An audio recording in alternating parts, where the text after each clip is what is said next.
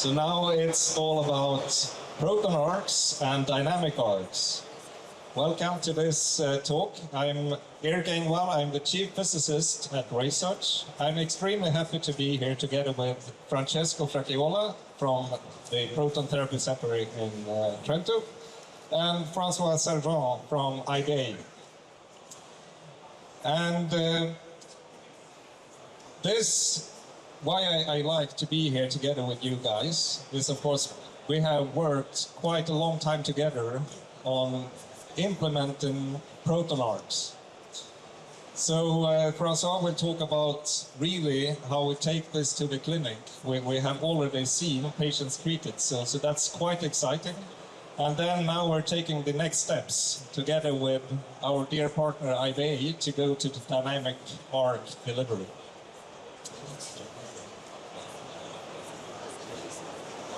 I was too quick, so let's go back one.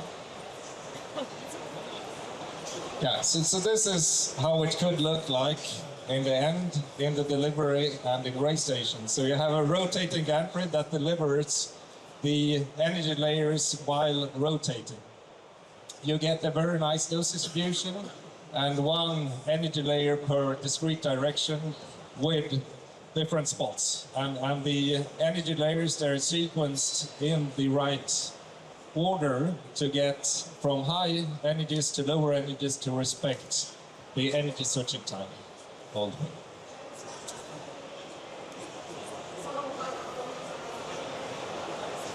So, we started this work with IBA since 5 years ago. We have worked closely together to make this happen.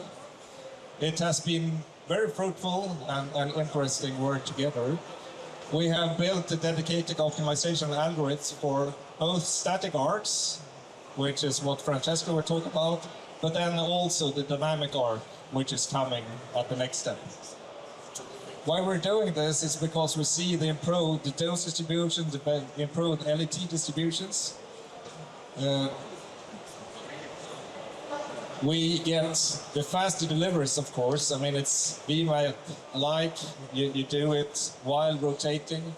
We also, I think I need to skip this one.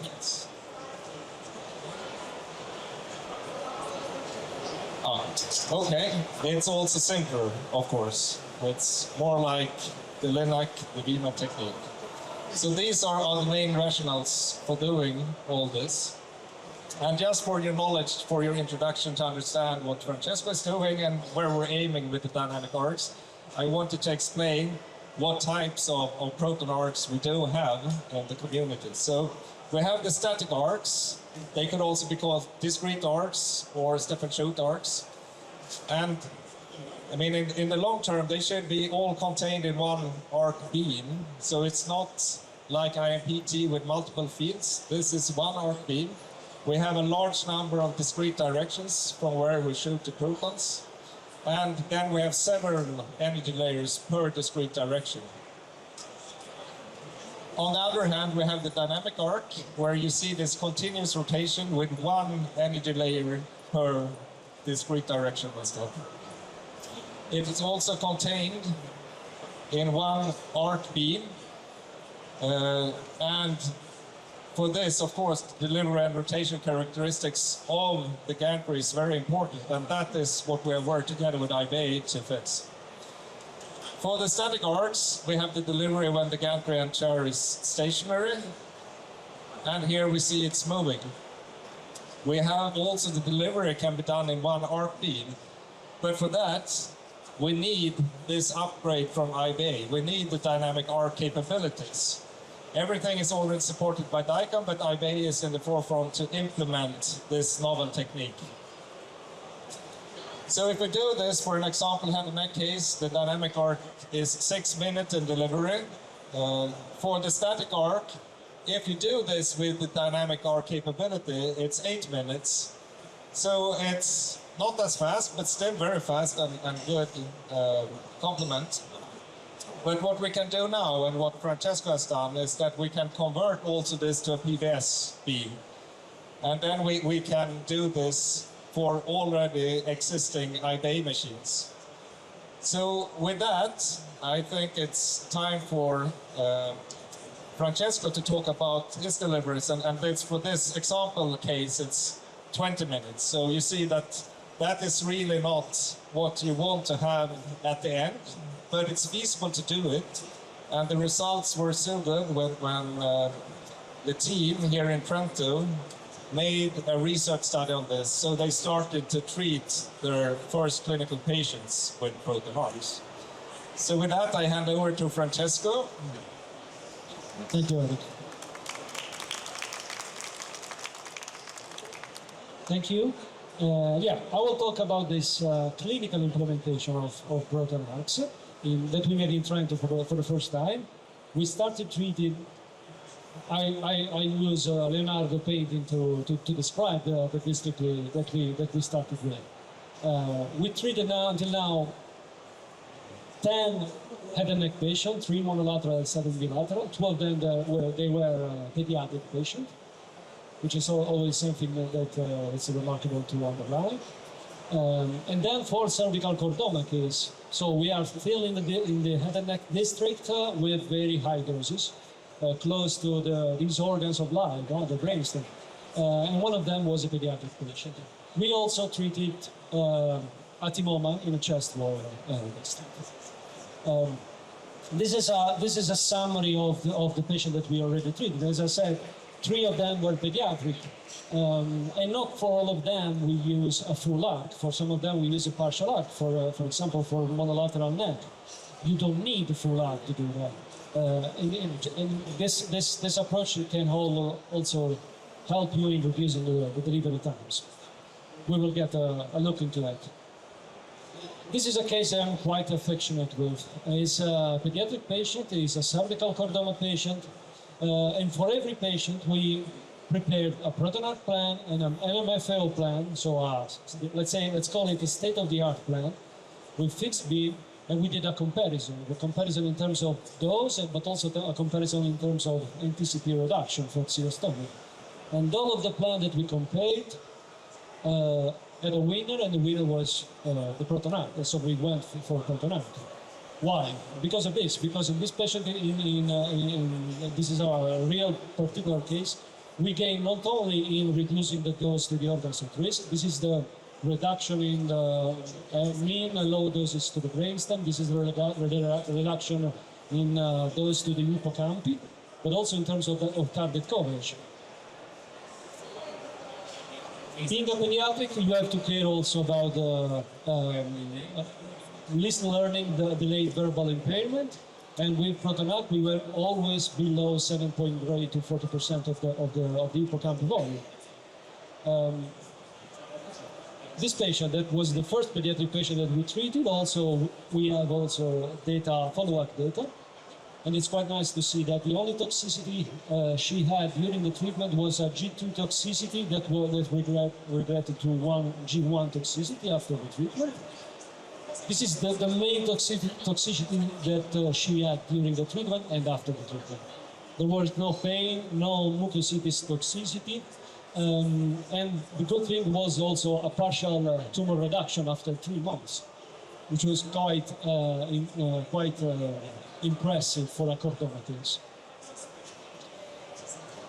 Let's go to also, as I said, we did an NTCP evaluation for all of the patients, and on average we gained with ProteinARC almost 9% of NTCP, and the maximum reduction was something around 29%, which is the patient I showed you before. And this is the reason why we didn't see any acute toxicity during the treatment. And if we look at one of the outcomes that we were scared of was the need of plan adaptation. Maybe with this so complicated beams, with this very unhomogeneous dose per beam, you will need more effort to adapt your plan. And the answer was no. For all of the 15 patients treated until now, only 1 patient needed a plan adaptation because of a large anatomy changes. The other point is the delivery time. These times are extracted from mosaic, so from the record verified system, And basically they are the time between the first beam has been delivered and the last beam has been delivered. And the fact that you see this standard deviation is because the beam is shared between the two rooms. So if the beam is stuck in one room, you cannot use it in the other one. And using proton arcs in both rooms together can optimize and makes the beam sharing more efficient. Because the delivery time, the real delivery time for every beam direction is something around 20 to 30 seconds. As you see, for full arcs, you still need 26, 27 minutes because of the beam sharing and because of having 20 beam direction to deliver to the patient. Now we are working on something else. We are working on reducing also the delivery times, and the approach is to reduce both the beam direction, the number of beam direction, and the number of energy layers at the end of the optimization. In this way, if you go to 10 direction instead of 20 direction, you will aim to reduce to 50% the time reduction. We are going to deliver those beams in the next days. But this is the prediction. This means that if you move from 25 minutes to the 50%, you are something around 12 minutes, which is very close to the 8 minutes you need with the DynamicARC to deliver static proton arc plans. This is something we really believe in, and maybe can be the workaround to be able to deliver static proton arc plans with a Proteus Plus machine that maybe will not have the DynamicARC implementation. And this is I tell you this because, again, also with our configuration, you will be able to deliver proton arc plan with an ideal machine. Just to summarize, this is our configuration now. So we have Mosaic version 2.81, Race Station 2024A, and the platform C of Proteus Plus machine. We are, as I said, we are working on reducing delivery times. One of the pro of using the proton arcs is, for example, that you don't need a reshifter anymore. You reduce the risk of collision. You reduce the delivery times, because if you look at the delivery times of a bilateral head and neck, you are still gaining something if you go to 27 minutes. They are very complicated plans if you use MFO technique. And then, on the side of the planning, my experience in 2 years of preparation to this first clinical implementation was that you really need to rethink how to plan with proton arc, because it's very different from the MFO. Just the logic of planning is very different. With Raysearch, we work a lot on this. I think we gained something, and there are some tips on our last publication, on the publication that reports on this first clinical treatments in the supplementary material, and I encourage you to look at them. There are some tips to, let's say, skip this learning curve and go ahead on a very, very good dose distribution without losing time in training with clients. Just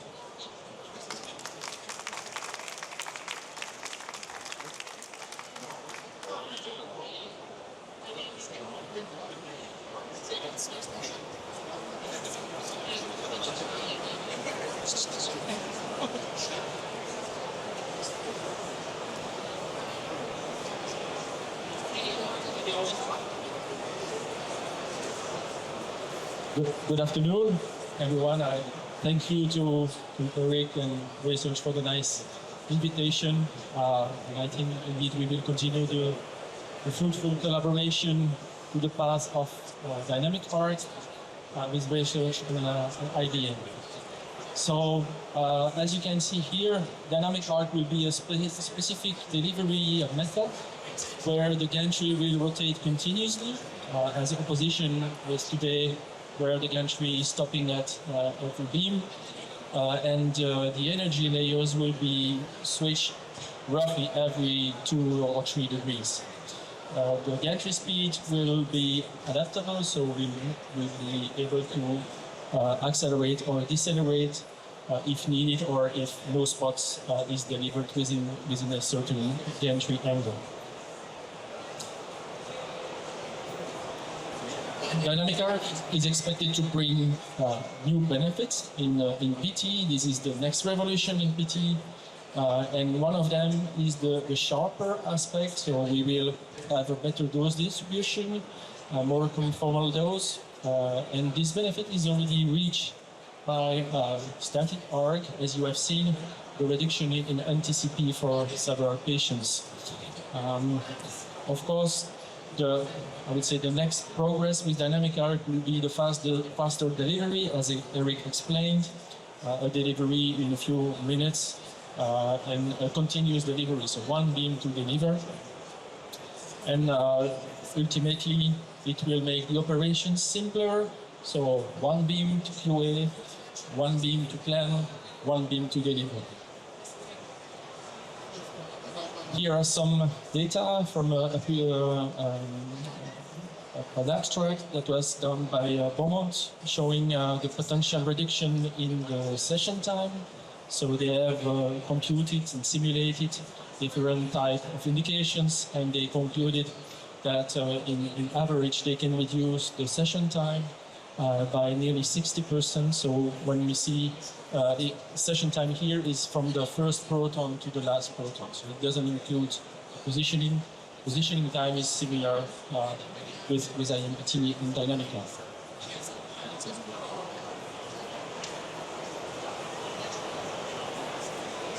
So DynamicARC will bring a simpler delivery.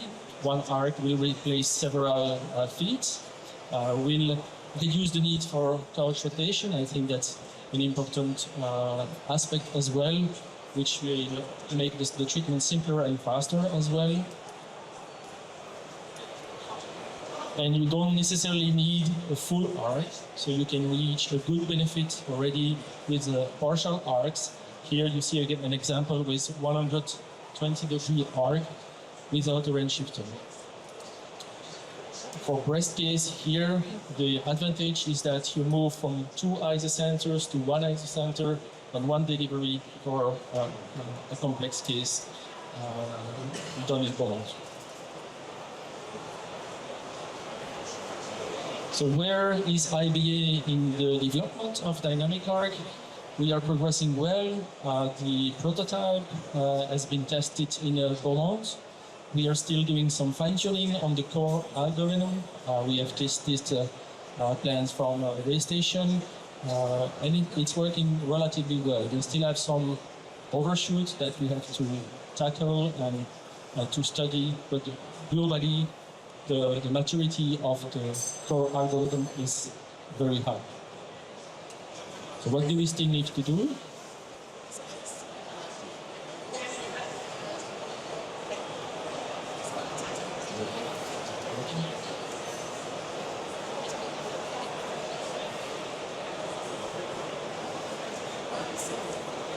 So we passed the concept phase.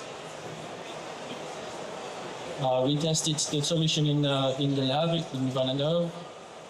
We did a lot of site tests in Beaumont, in Reading, in UK.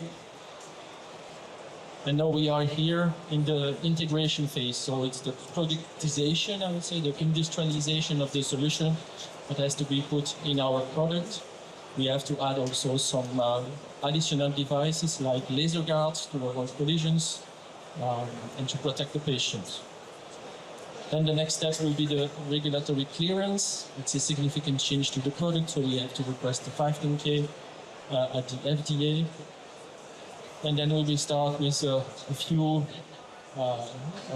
users to test this solution before we can really deploy it everywhere. Thank you.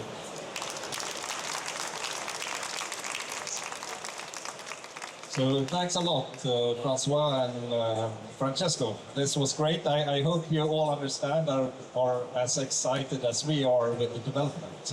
We really see that DynamicARC is coming out very soon. And what I'm extremely happy about is that we actually have the clinical treatment. It's in clinical use. It's not DynamicARC yet, but you have proven that we can do proton arc at the clinic as a routine, and that you have treated 50 patients already. So that's a huge achievement by you and your clinic. So do we have any questions from the audience? very beautiful presentation. Just a question on the optimization time. I don't know, do you have some particular hardware needs or is a standard, research machine? It's not a research machine, it's the same machine that we use clinically.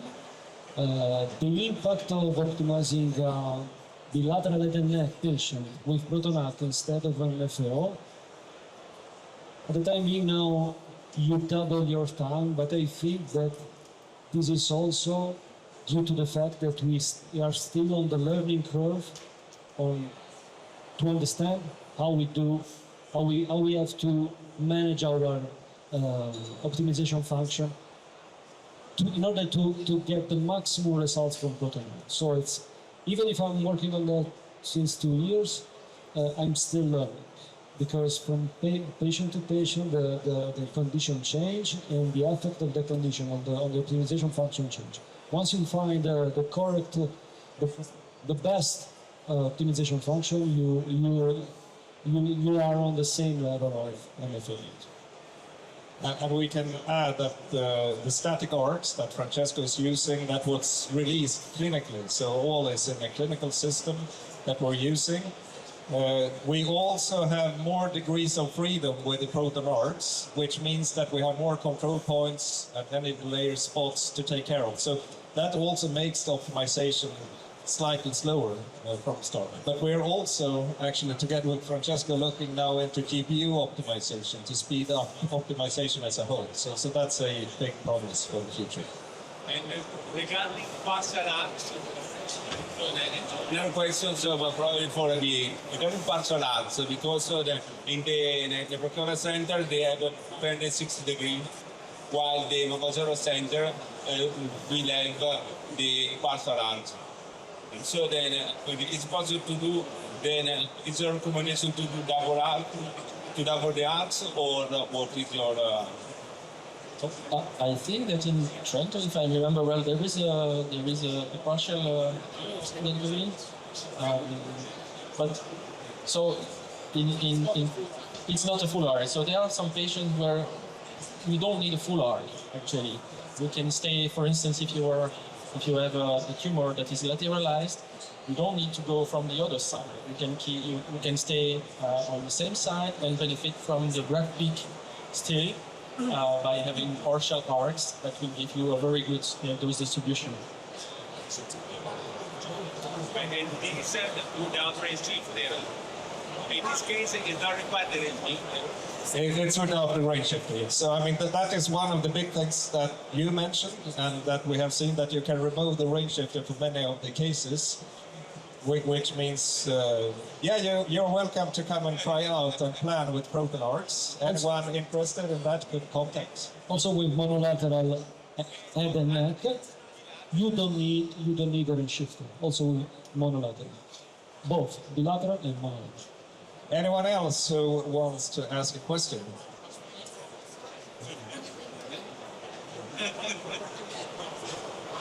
So then I will actually ask a question to Francesco. So, I mean, now we are working on reducing the number of energy layers and beam directions, which I understand from a delivery standpoint must be perfect, but what does it do in terms of dosimetry? Do you see the same gains as when doing 20 beam directions? As I showed in my presentation, if I go down from 20 to 15 to 10 to 8 direction, basically you don't lose anything in terms of dosimetric advantages with respect to MFA. You start to lose something in terms of NTCP when you arrive at 8 direction. So maybe the answer is stop at 10 direction and a final energy layer of something around 150 energy layers. You basically have the same dose distribution that you can have with 20 beam direction. So you can optimize the number of beams and the energy layers, getting to the same results. We had a look also in terms of robustness, and the robustness is the same. So it's promising. That's great. Okay, so I think it's time to close this session. If you have more questions, you're of course welcome to come by and talk to us in person here. But thank you for listening. Thank you.